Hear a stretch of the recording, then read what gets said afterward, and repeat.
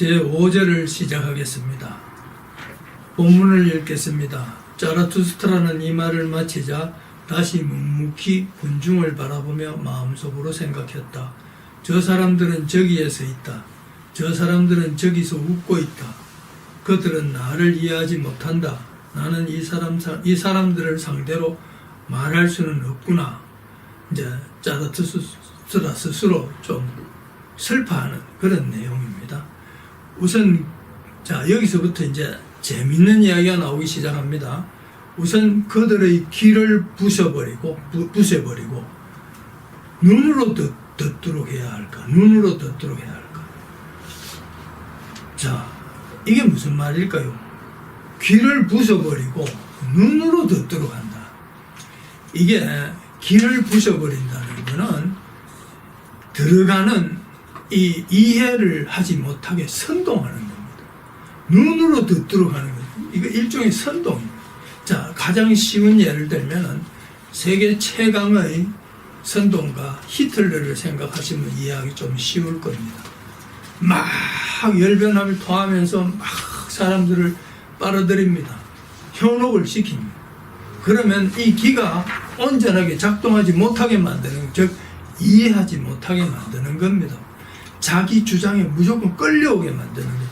그래서 눈으로 듣도록 이 판단력을 흐려드리고 눈으로 보이는 것만 믿게 만드는, 그러니까 히틀러가 이 독일군 제복을 멋있게 만들어 가지고 상징을 이런 거 깃발 그때 이런 거 잘 만들었잖아요. 그게 눈으로 듣도록 만들죠. 눈으로 현혹시킨다. 그래서 표현이 너무 좋은 거예요. 귀를 부서뜨리고 눈으로 듣도록 한다. 이런 표현을 할 수 있겠습니까? 이건 니체만이 하는 겁니다. 자, 북처럼 참회를 설교하는 사람처럼 고함을 쳐야 할까? 우리 왜 이런 성직자들 많지요? 예? 막 소리 질러가지고 막 아버지 하고 막 이래가 예? 참회를 설교하는 사람처럼 고함을 칠까? 북처럼 또 요 단 글자 하나 갖고 또 이 북이 뭡니까? 이 북은 제일 최초로 사람이 만들어낸 악기잖아요. 그죠? 북을 왜 만들었어요? 북은 주로 신호용으로 만들었어요. 전쟁할 때 정신없이 싸울 때 북을 치면 돌격, 북을 치면 후퇴, 이 대열을 바꾸는 거, 이런 거 전부 북으로 하거든. 그 북 아니면 한참 싸움 하는데 목숨이 왔다 갔다 하는데 다른 걸로서는 이 전달을 할 수가 없잖아요, 명령을. 그래서 북처럼, 이 간단한 단어 하나로 북처럼 하면서 이 이미지를 선동의 이미지를 극대화시키는 거예요. 그러면서 또 비꼬는 거예요. 참회를 설교하는 사람 내가 고함을 쳐야 될까? 선동가처럼 해야 될까? 내가. 왜? 저 사람들을 상대할 수가 없으니까, 저 무지한 사람들을 초인의 길로 끌고 가려니까 내가 이 선동가가 돼야 되느냐? 그랬듯입니다. 혹은 그들은 말더듬이만을 믿는 것이니까, 여기서 이제 말더듬이는 이 주석에 뭐라고 되어 있냐면은 헛소리하는 광신자라고 되어 있습니다. 그렇죠. 사실 말 제대로 못한다 이 말이에요.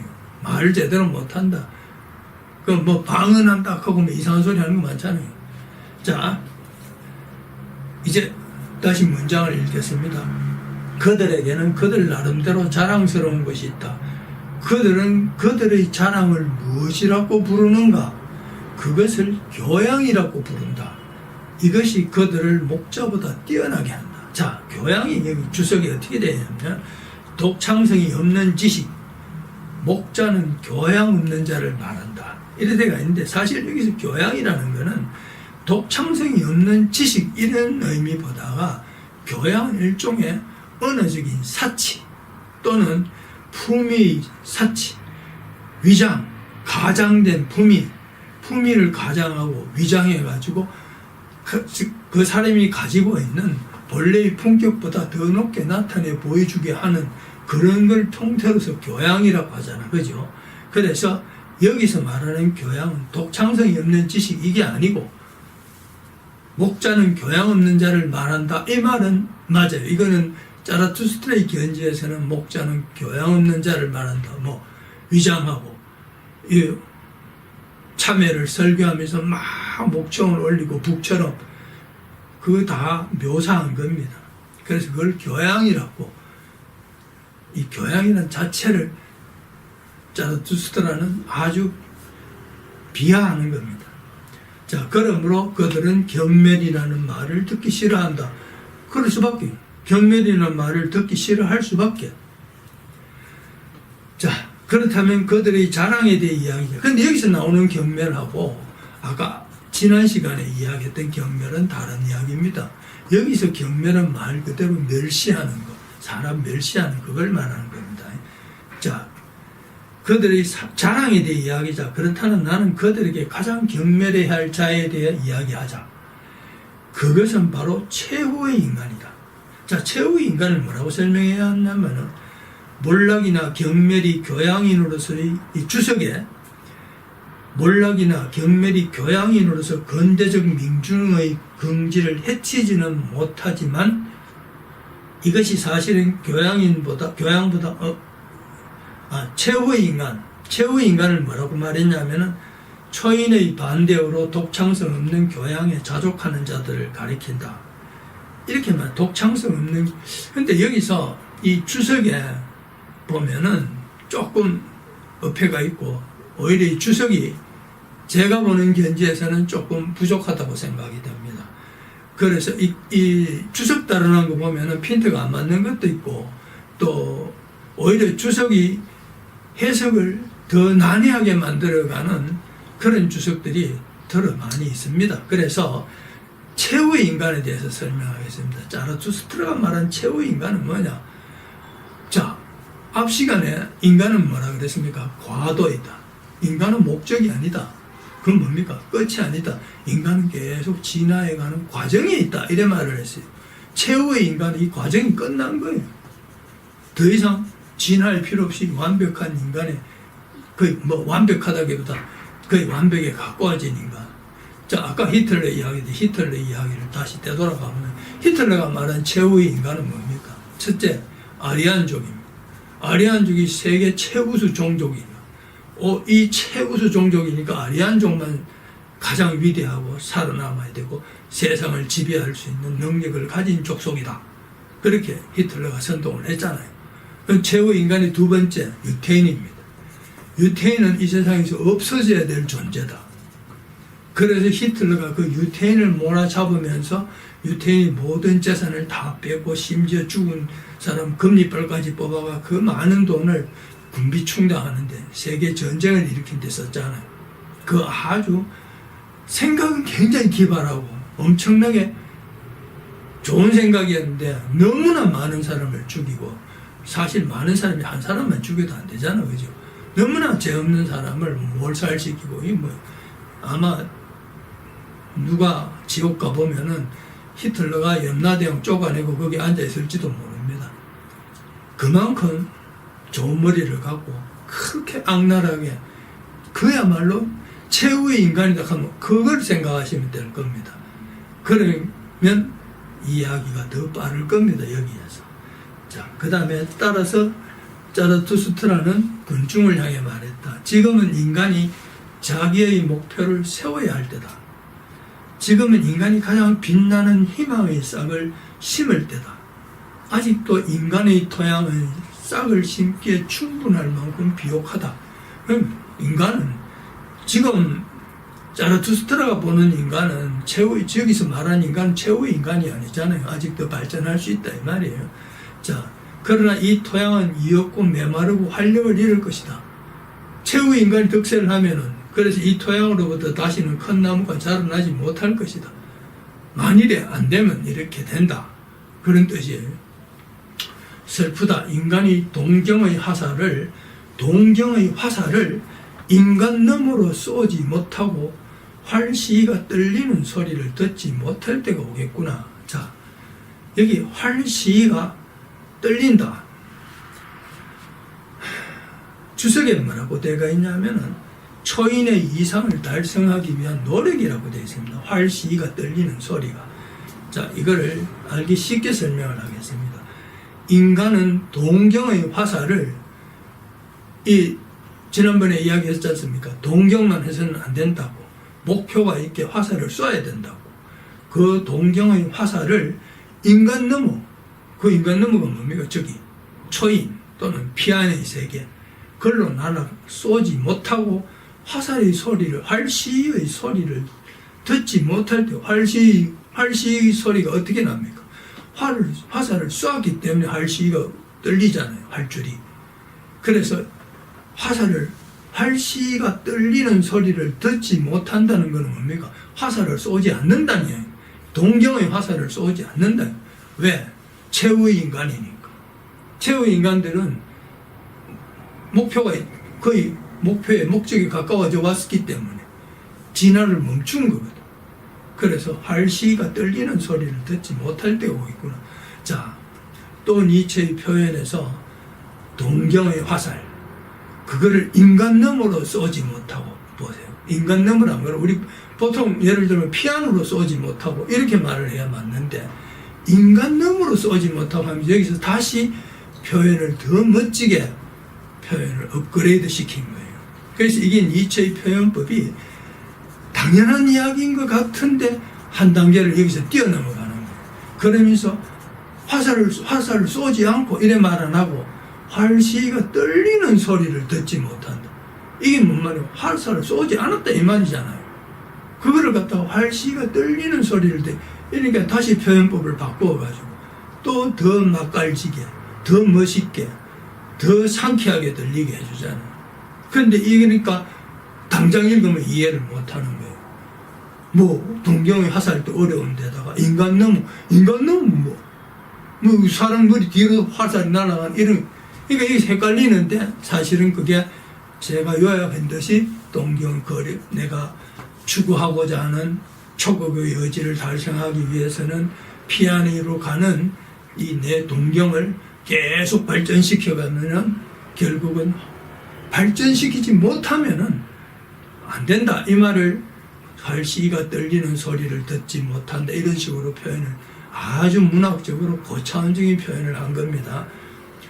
자, 나는 그대들에게 말한다. 인간은 춤추는 별을 탄생시키기 위해서는 마음속에 혼돈을 간직하고 있어야 된다. 자, 여기서 혼돈은, 또 마음속의 혼돈은 뭐라고 해놨냐면은 주석에는 혼돈은 발전의 가능성이 넘치는 활력이며 춤추는 별은 약동하는 이상이다.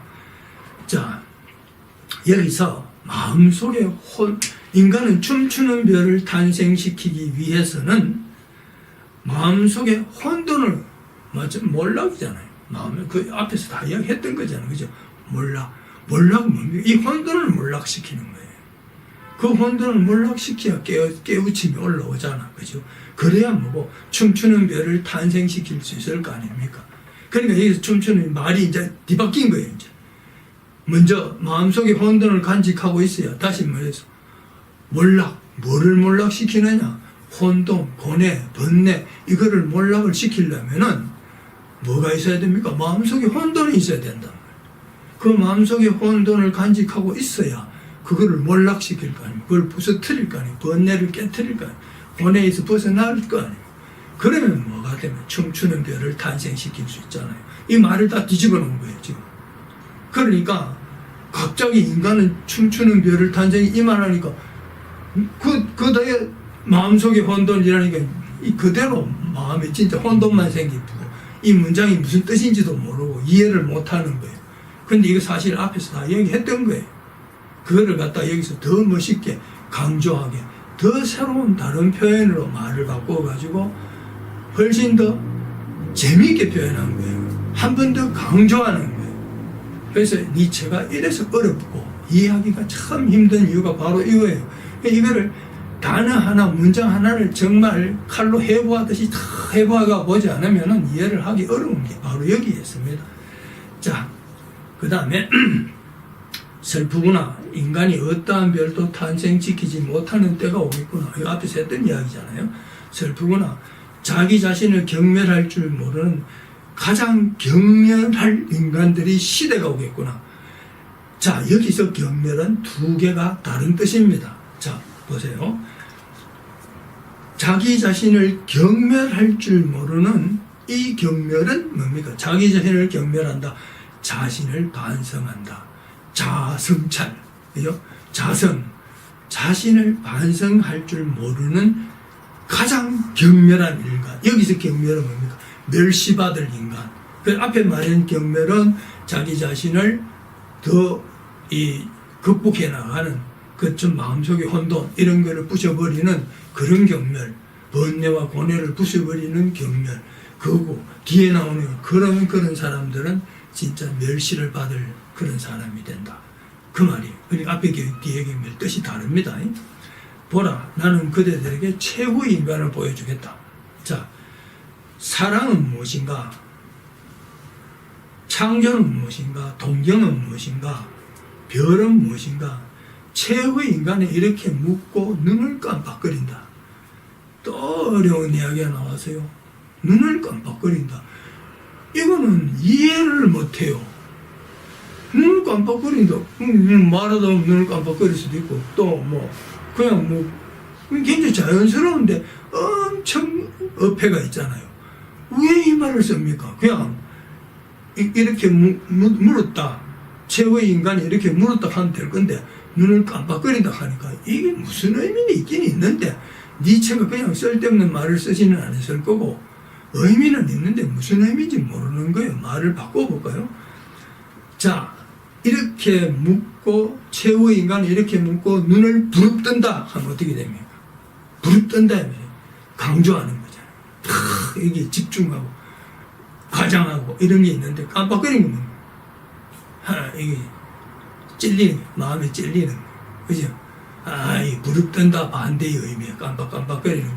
이게 좀 지가 말해놓고도 좀 미안하고 의심스럽고 좀 부족한 것 같기도 하고 자간 시원찮은 것 같기도 하고 그걸 눈을 깜빡거린대요. 깜빡이라는 단어 딱 집어넣어가지고 표현을 최후의 인간을 아주 무참하게 비꼬아버린 겁니다. 그러니까 굉장히 어렵죠. 이래서 니체가 갈수록 어려워집니다.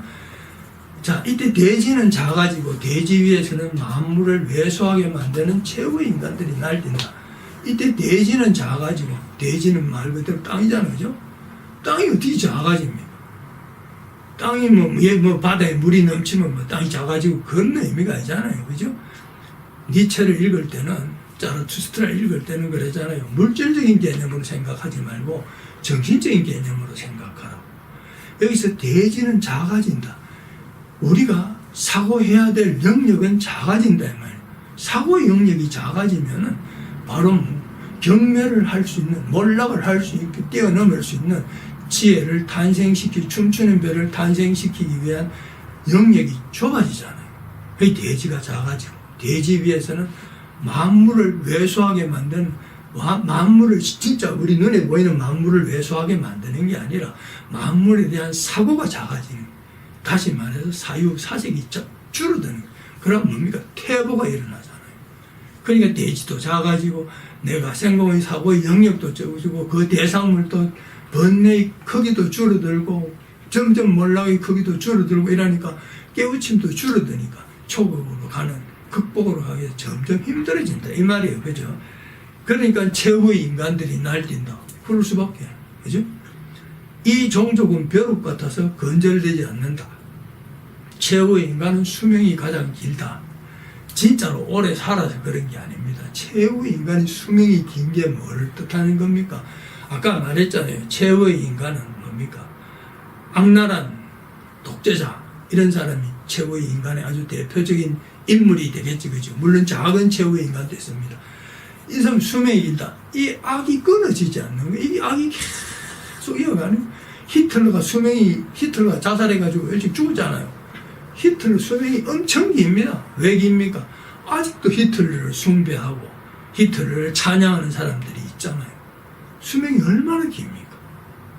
오히려 이 성인 성자들이 수명이 짧을 수도 있어요. 이 악의 수명은 굉장히 깁니다. 그래서 수명이 길다 이래 나왔어요.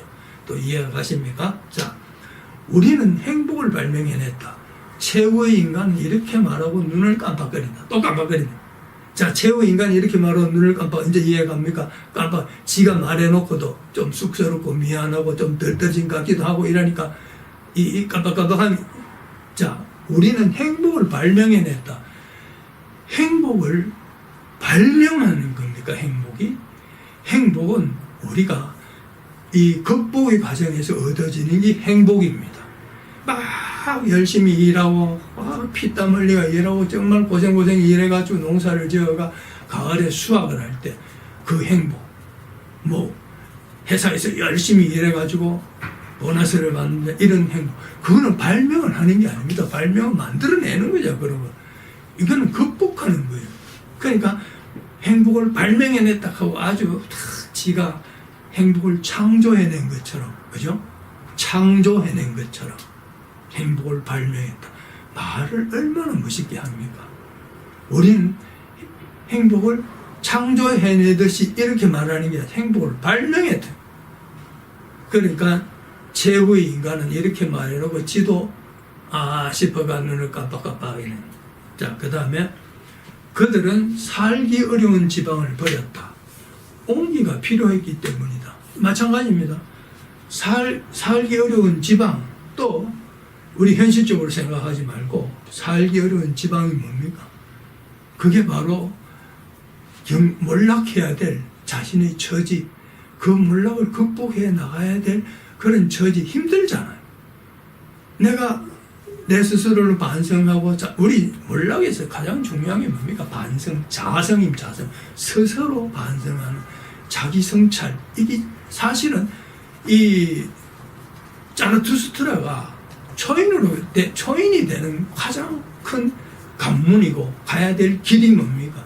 바로 자기 성찰입니다. 자기 자신에 대해서 반성하고 관찰해서 깨우침을 얻어나가는, 자신의 잘못을 몰락시키고 자신이 좋은 것은 춤추게 만들고 이렇게 해서 자기 성찰로 나가는 길이 사실은 그게 가장 바른 길이고, 이거는 뭐 제가 말하는 것뿐 아니라 모든 이 위대한 책에서는 다 말하는 거잖아요. 이게 그죠? 그겁니다. 그러니까 결론은 우리가 뭐 진리는 하나라 하듯이 이 사실은 그거 말고는 더 이상 우리가 초급의 단계에 갈 수 있는 길이 없어요. 참선 왜 합니까? 그죠? 공자, 성경 다 보면은 뭡니까? 바로 자기 자신을 성찰하라. 소크라테스 너 자신을 알라 그랬잖아요. 다 그 이야기예요, 전부 다. 자, 그래서 살기 어려운 지방을 버렸다. 온기가 필요했기 때문이다. 그냥 따뜻한, 여기서 더 설명하고 온기를 설명하겠습니다. 읽고, 게다가 아직도 이웃을 사랑하며 이웃 사람에게 몸을 비비고 있다. 이웃을 사랑하며, 우리가 이웃을 사랑하며 이웃을 사랑해 줘야 되는 겁니다. 사랑을 해 줘야 되지 사랑하는 게 아닙니다. 사랑은 내 자신을 위해서 사랑하는 겁니다. 그래서 사람에게 몸을 비비고 있다. 온기가 필요하기 때문에, 내한테 이웃 사람이 필요하기 때문에 사랑하는 겁니다. 내가 이웃을 사랑해 주는 것은 베푸는 덕입니다. 사실은 우리가 덕이 중요한 거지, 내가 사랑해 주는 게 중요하지 사랑하는 거 그건 아닙니다. 해줘야죠. 사랑을 베풀어야 된다. 그런데 여기서는 이웃을 사랑하며 이웃 사람에게 몸을 비비고 있다. 온기가 필요하게, 이거가 이런 거 종교단체가 많이 있지, 그죠? 종교단체에서 가장 많이 써먹는 방법, 사람을 현혹시키는 방법, 사랑이라는 단어를 내세워서 사람이 주머니를 털어가는 기가 막힌 방법이 이런 데서 설명을 하고 있는 거예요. 삥 돌리가 탁 치는 니체의 특유의 이 유머, 바로 그겁니다. 병에 걸리는 것과 의심을 품는 것은 그들에게는 죄다. 자, 병에 걸리는 거, 여기서 또 병, 막 감기 걸리고 뭐 어디 암 걸리고 이게 아니라 병에 걸리는 거, 의심을 품는 거, 이거 비슷한 말입니다. 무슨 말입니까? 의심하지 마라. 의심하지 마라. 감히 신의 말씀을 의심하다니 그 의심한 놈은 병 걸린 놈이다. 이랬다 나오네. 그게 죄다요. 그래 보면 죄가 맞지, 그죠? 종교적인 관념이면 그건 죄가 맞지. 왜 의심하네? 하락하면 하고, 시킨 대로 하고, 기도하면 기도하고, 그냥 막 기도하면 되지 않나? 뭐, 그걸 의심을 하고 말이야. 천국이 있니? 지옥이 있니? 그거 왜 의심하냐? 천국이 있다 하면 있는 줄 알고, 지옥이 있으면 있는 줄 알고, 잘못하면 가는 거고, 위로, 잘하면 위로 가고, 잘못하면 밑으로 가고, 그거 의심하면 병 걸리는 거야. 의심하면 안 돼. 얼마나 니체는 그 내용을 짧은 글 하나 속에서 신랄하게 아주 비판해버린 거예요. 뭐 이거 많이 있잖아, 그죠? 자, 그들은 걸음걸이도 조심한다. 돌에 걸려서 또는 인간에 걸려서 부딪혀서 비틀거리는 자는 바보다. 그럼 이 비틀거리는 자는 뭐야? 인간관계로 인해서 괴로워하거나 슬퍼하는 자라고 주석에 달려있어요. 앞에서 이야기했던 거하고 똑같은 겁니다. 그죠? 걸음걸이도 조심한다. 왜? 내가 병이 안 걸리려면, 의심하는 그런 사람이 아니려면, 그죠? 나는 교양을 갖춘 사람이, 이제 교양이 이해가 좀 맞아가지, 그죠? 나는 교양을 갖춘 사람이야. 나는 믿음이 딱 정립되어 있는 사람이야. 의심 안 해. 무조건 쫙 믿어주는 거야. 그냥 하라 하면 하는데, 뭘 토를 달아. 그죠? 그래서 기독교 처음에는, 그죠? 성경을 못 보게 했어요. 그래서 글자를 안 가르쳐 줬어요. 그래서 옛날에 중세시대 이전에부터는 사람들이 문맹이 그렇게 많았어요. 글을 모르는 사람이. 성경을 읽으면 안 되는 거예요. 성경은 성직자만 읽고 일부 기종만 읽게 돼 있었잖아요. 그거 괜히 의심하고 병 걸리면 안 되거든. 그런데 유대인들은 어릴 때부터 글을 가르쳐가 성경을 읽게 또 만들었어요, 그 사람들은. 그러다 보니까 글하는 사람이, 유대인들은 글하는 사람이 많아가 중세시대에 그 돈을 많이 벌 수 있는 지식을 습득했다는 그런 이야기가 있습니다. 자, 그거는 별개의 이야기고. 자, 그래서 그 다음에 이제 또 읽겠습니다. 때때로 복용하는 소량의 독. 이 독을 마시고 그들은 즐거운 꿈을 꾼다. 그리고 마지막에는 다량의 독을 마시고 즐거운 죽음을 맞이한다. 또 니체의 기가 막힌 또 묘사가 나왔습니다. 자, 독, 소량의 독이 뭐냐? 알코올이나 니코틴. 최후의 인간은 쾌락주의자다. 당연합니다. 최후의 인간은 쾌락주의자입니다. 아까 앞에서 말했던 그 히틀러가 최후의 인간이라고 그랬는데, 아리안족이 최후의 인간이 그런데, 그럼 그쪽이 쾌락주의자고 유태인한테 맞는 이야기가 아니고, 유태인은 희생자잖아. 그죠? 자, 소량의 독은 알코올이나 니코틴. 사실 이거보다 더 최고의 소량의 독이 뭡니까? 마약이잖아. 그죠? 그걸 마약, 그 다음에 도박. 그죠? 이게 진짜 무서운 독이잖아요. 이게 진짜 쾌락을 주는 독이잖아요. 쾌락이, 나는 마약을 안 해봐서 모르지만은, 마약을 하면 어떻게 된다는 거는 우리가 상식적으로 다 알고 있잖아요. 그죠? 막 환상이 보이고, 막 이 환경이, 환청이 들리고, 막 그런다 하잖아요. 그죠? 환각이 나오고, 막 그래. 그래서 때때로 복용하는 소량의 독이, 이 독을 마시고 그들은 즐거운 꿈을 꾼다. 그런데 여기서 이제 꼭, 그죠? 이 독이 니코틴이다, 알코올이다, 꼭 이것만 말하는 건 아니에요. 여기서 독은 뭡니까? 사실 니체가 말하고 싶은 독은 알코올이나 니코틴 이게 아니고, 주석에는 그래 따라놨는데, 니체가 말하는 독은 뭡니까? 어리석은 믿음을 말하는 거예요. 어리석은 믿음. 그게 더 독이에요, 사실은. 왜? 사람을 깨우치지 못하게 하잖아요. 예? 몰락으로 끌고 가가지고, 예? 경멸로 가서, 거기서 하나씩 깨우치면 죄가 불이 돼가지고 나오게 만들어야 되는데, 그렇게 안 하고, 몰락에 몰입을 시키고. 그러니까, 판단을 마비시키는 이게 독이에요, 사실. 이게 가장 큰 독인데, 여기는 니코틴, 알코올이라는 걸로 너무 현실적으로 설명을 한 거예요. 그러니까, 니체를 읽을 때 너무 현실적인 기준에서 보면 안 된다. 항상 정신적 세계에서 들어가서 봐야 된다. 이 말. 그래서 마지막에는 다량의 독을 마시고 즐거운 죽음을 맞이한다. 그렇잖아요. 빠져들면 이제 죽을 때, 나 이제 하나님이 나를 너무 사랑하니까 나는 이제 천국으로 간다. 그런데 앞에 시간에 뭐라고 말했습니까? 알 수 없는 것의 내장을 보지 마라 그랬잖아요. 신이 내면을 들여다보면 안 되는 거예요. 신이 나를 사랑하지 않는지 어떻게 합니까? 그게 신이 하는 거지. 그러니까 바로 즐거운 다량의 독을 마시고 일종의 광신자. 죽을 때 즐겁게 죽을 수밖에. 그들은 아직도 일하고 있다. 일은 일종의 오락이기 때문이다. 그럼 여기서 일은 우리가 막 장사하고 회사 가서 근무하고 이게 아닙니다. 여기서 일은 이게 아니라 말했잖아요. 현실적으로 보지 말고 정신세계에서 보라고. 정신세계에서 일입니다. 그 일은 뭐냐? 지금 이거는 독을 마시는 일이에요. 독을 마시는. 자기 자성과 반성의 길을 뿌리치고 초인의 길을 따라가는 것을 배제하고 인간이 교양을 쌓아가는 그런 믿음에 빠져있는, 그렇기 때문에 오락인 게 그건 일이 아니고, 그래서 니체는 이걸 오락이라고 말을 했어요. 그래서 그러나 그들은 이 오락이 몸을 해치지 않도록 조심한다. 또 기회주의자.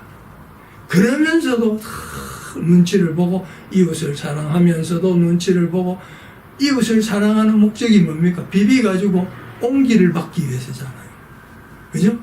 이웃을 사랑하는 목적이 뭡니까? 옹기를 받기 위해서죠. 옹기를. 그러니까 결국은 그 사랑은 뭡니까? 내가 주는 사랑, 덕이 아니란 말이에요. 이게 이렇게 연결이 쭉 이어지는 거예요. 쭉 흐름이.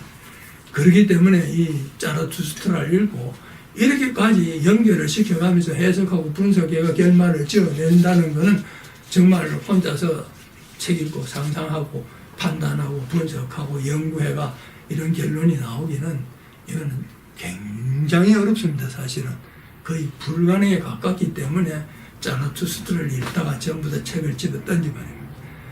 던져놓고는 주워와가 책꽂이 다시 꽂아놓습니다. 왜 꽂아놓습니까? 읽을 때는 열받아가 이해 못하니까 집어 던져놨는데 아무리 봐도 저 책은 세계 최고의 책이거든.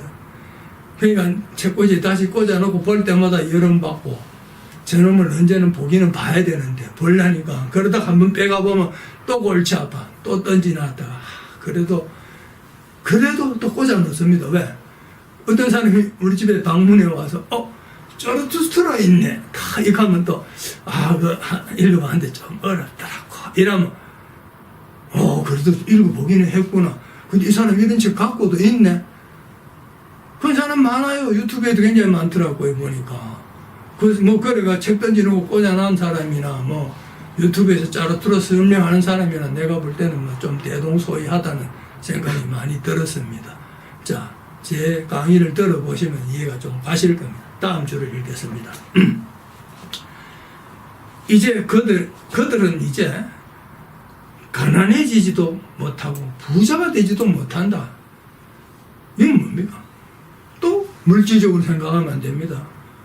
정신세계에서 가난해지는 것은 뭡니까? 이 사람이 사고가 고정대가 있기 때문에 자꾸 고정이 됐다기보다 어디에 집착 빠져있기 때문에, 예? 가난해지, 어떻게 결국 가난해, 부자도 안 돼, 어중간한 얘가 빠져나오지도 못하고 그냥 헤매고 있다는 말이에요.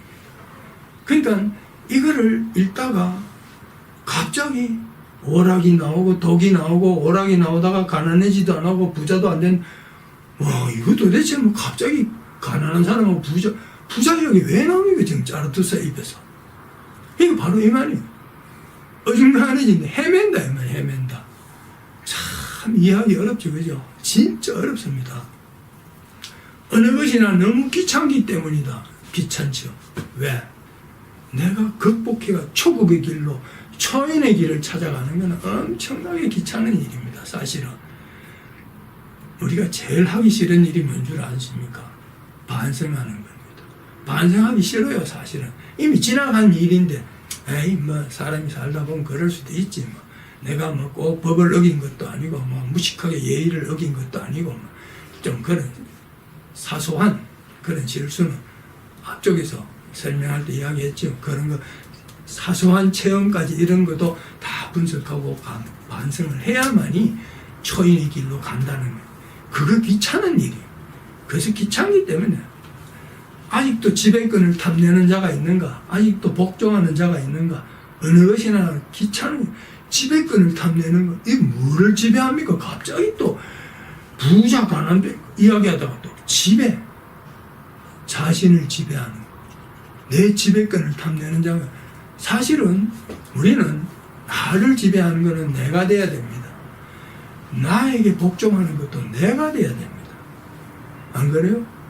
내를 조절할 수 있어요. 내를 끌고 갈 수 있어야 됩니다. 지난 시간에 제가 이야기했죠. 나의 신은 미래의 나라고. 미래의 나가 나를 끌고 가고 밀어주고, 과거의 나는 반성하고 자성하면서 나를 밀어주고, 미래의 나는 계획을 세우고 목표를 세우고 해서 이끌어가고, 그럼으로써 나를 지배하는 것은 나가 돼야 돼요. 또 내가 반성하고 자성했을 때 그 말에 복종해야 되는 것도 내가 돼야 됩니다. 누구에게 복종하는 게 아닙니다. 자기 자신에게 복종하고 자기 자신을 지배하는 거예요. 그러면서 초인의 길로 갈 수 있는 겁니다. 그거를 이렇게 설명을 해놓은 거예요. 그러니까 이 너무 귀찮은 거예요, 사실. 귀찮죠? 엄청 귀찮죠, 그게. 그거 그냥 쉽게 할 수 있는 게 아니지 않습니까? 말은 쉽지만. 이래서 니체는 초인이 되는 길이 너무 힘들고, 그래서 사람들은 초인이 되기를 싫어하고 오락에 빠진다. 그죠? 이 잔잔한 소량의도 사실은 그냥 에라 아무 생각 안 하고 믿어보면 그보다 더 편한 게 됐습니까? 그죠? 뭐 복잡하게 뭐 반성하고 자성하고 그래 말해보면 자라투스트라를 읽을 필요가 없다. 그리고 모든 성인들이 이야기했는 좋은 훌륭한 책들은 굳이 읽을 필요가 없다. 그냥 법 지키고 질서 잘 지키고 예의 지키고 살면 되는 거 아니냐. 맞아요. 그래 살면 돼요. 근데 모든 사람이 다 그래 살면 어떨까요? 바로 최후의 인간이 되는 겁니다. 나쁜 의미의 최후의 인간이 아니라 진화가 멈추는 겁니다. 여기서 딱 됐다. 그만 이래 살고 말자. 그랬으면 우리는 아직도 원시인 수렵 문화가 계속 지금도 우리는 원시인처럼 살고 있어야 돼요. 그랬으면. 자, 그 다음 읽겠습니다. 그들은 영리하고 이 세상에 일어나는 모든 일을 알고 있다. 따라서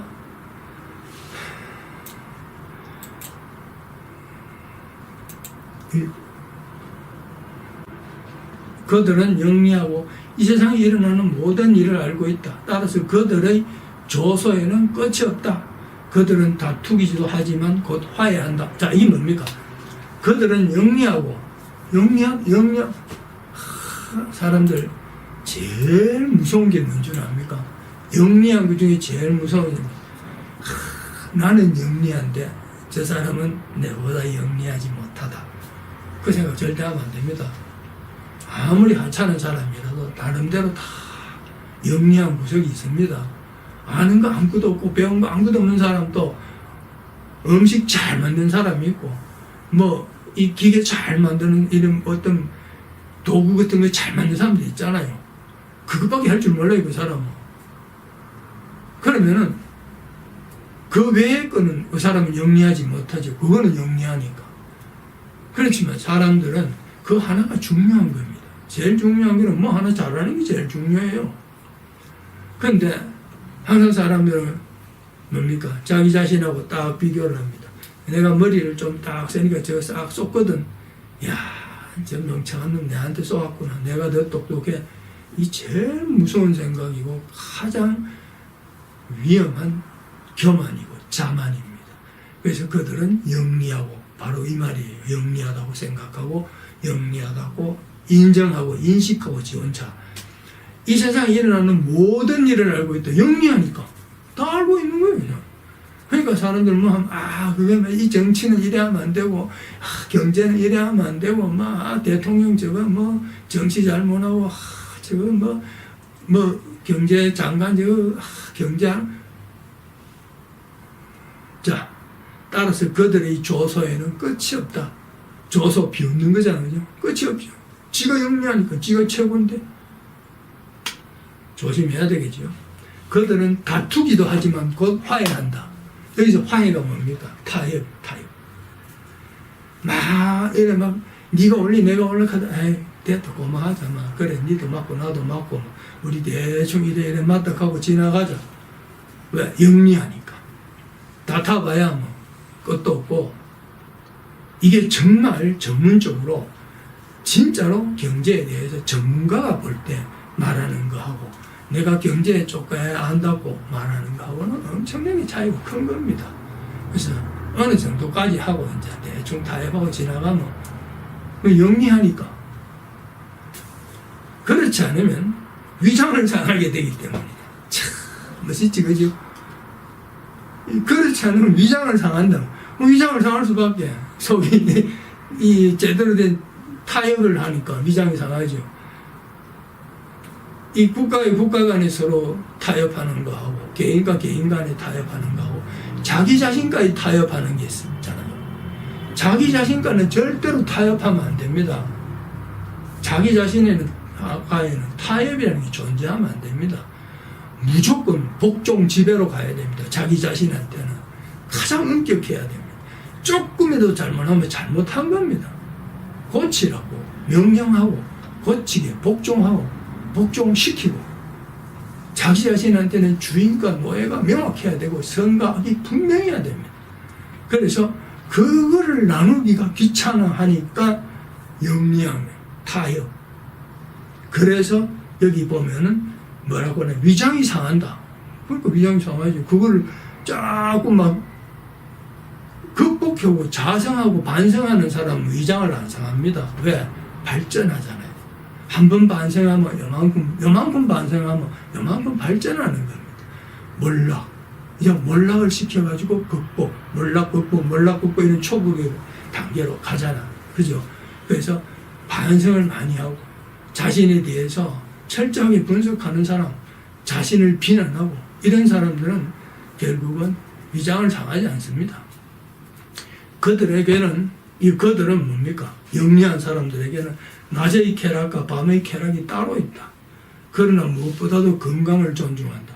낮의 쾌락, 밤의 쾌락, 현실적으로 생각하면 안 됩니다. 낮에 즐기는 거, 밤에 술 먹고 노는 거, 이런 걸 말하는 게 아니고, 낮의 쾌락, 밝은 것의 쾌락, 그 다음에 어두운 것의 쾌락, 이거를 따로 있다.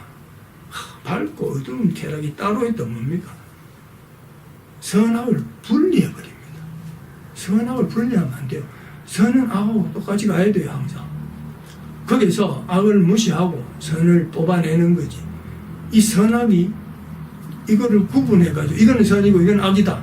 사실 우리 그 엄격하게 살지 못해요. 우리 맨날 평범하게 다 살아가는 사람들이 선을 행하는지 악을 행하는지 잘 몰라요. 그냥 살아가는 거지. 이게 내가 선한 일이다 해서 하고 이건 내가 악한 일에서 하는 게 아니잖아요. 그건 특수한 경우에만 있잖아요. 그러니까 그 쾌락을 따로 선악을 딱 나누면 안 된다는 낮의 쾌락과 밤의 쾌락이 바로 그런 말이에요. 그래서 그러나 무엇보다도 건강을 존중한다. 뭡니까? 이래저래 타협하면서 살살 맞춰가면서 세상의 비위를 맞춰가면서 내를 무시해가면서 극복을 좀 못하고 초급을 못하더라도 오래 살자. 그 이야기입니다. 뭐 건강을 존중한다 해서 그런 뭐 병원 댕기고 이런 개념이 아닙니다. 물질적 개념을 벗어나야 됩니다. 항상 정신적인 개념 속에서 건강을 존중한다는 것을 이해해야 됩니다. 그리고 우리는 행복을 발명해냈다. 최후의 인간은 이렇게 말하고 눈을 깜빡거린다. 아까 설명했죠. 이거는. 여기서 자라투스트의 첫 번째 설교는 끝났다. 이것을 거의 서설이라고 서문 이런 택이겠죠. 부르기도 한다. 이때 군중의 고함소리와 환호가 그의 말을 방해했다. 자, 군중은 외쳤다. 오 자라투스트라, 우리에게 최후의 인간을 달라. 우리를 최후의 인간으로 만들어 달라. 그러면 우리는 당신에게 초인을 주겠소. 그리고 모든 군중은 한호성을 지르며 혀를 찼다. 그러나 자라투스트라는 슬픈 마음으로 이렇게 생각했다. 자, 최후의 인간을 달라. 항상 사람은, 우리는 이 불교에 이런 이야기 했습니다. 부처님 제자가 천국이 있는지 없는지 지금 당장 말해달라고. 그러면 분명히 말좀 나는 부처님을 믿겠다 이러니까 부처가 뭐라고 말했냐면은 지금 사슴이 화살에 맞아가 독화살에 맞아 죽어가는데 이 화살을 누가 쐈으며 왜 쐈으며 어디에 맞았는지 지금 그게 중요한 게 아니다. 빨리 화살을 빼고 독을 빨아내가 이 사슴을 살려야 된다. 살리는 게 먼저다. 그렇게 말을 했어. 자, 뭡니까? 우리에게 최후의 인간을 달라. 또는 최후의 인간으로 만들어 달라. 단정을 지어가지고 보여달라. 그거 보여줄 수 없어요. 왜 못 보여줍니까? 최후의 인간은 어떻게, 나쁜 거는 보여줄 수 있잖아요. 히틀러 같은 거 보여줄 수 있잖아요. 그렇지만 초인을 어떻게 보여줍니까? 못 보여줘요. 초인을 어떻게 보여줍니까? 초인은 자기가 극복하고 자기가 초월해야 될 단계의 마지막에 와 있는 게 초인인데 지가 초인이 되고 지가 초인 찾아내야 되지. 지가 초인이 되고 지가 초인을 만들어내고 찾아내 그걸 자르투스트가 어떻게 보여주고 만들어줍니까? 가는 길을 가르쳐주는 거예요. 가는 길을. 인간은 뭡니까? 과도. 가는 과정에 있잖아요. 목적이 아니잖아요. 가는 과정에 있잖아요. 그걸 끌어가주는 사람이 자르투스트라고 초인의 역할이지. 그죠? 자, 그러면 우리는 당신에게 초인을 주겠어. 네가 최후의 인간을 만들어주면 나는 초인을 주겠다. 그건 뭡니까? 초인도 모르는 미서 초인을 어떻게 줘? 최후의 인간도 모르는 사람이 최후의 인간을 만들어 달라고 하면서 그래 해주면 초인을 주겠다. 초인은 어떻게 줘? 그러니까 뭡니까? 자르투스트라 비꼬는 거야. 아이고 이 바보들아 앞에서 얘기했잖아요. 그죠? 바보들이라고 생각하는 거예요. 자, 그래서 자르투스트가 슬픈 마음으로 이렇게 생각했다. 저 사람들은 나를 이해하지 못한다. 나는 그들을 상대로 말할 수 없구나. 내가 너무 오랫동안 산속에 살며 시냇물과 나무가 하는 말에 지나치게 귀를 기울였구나. 왜?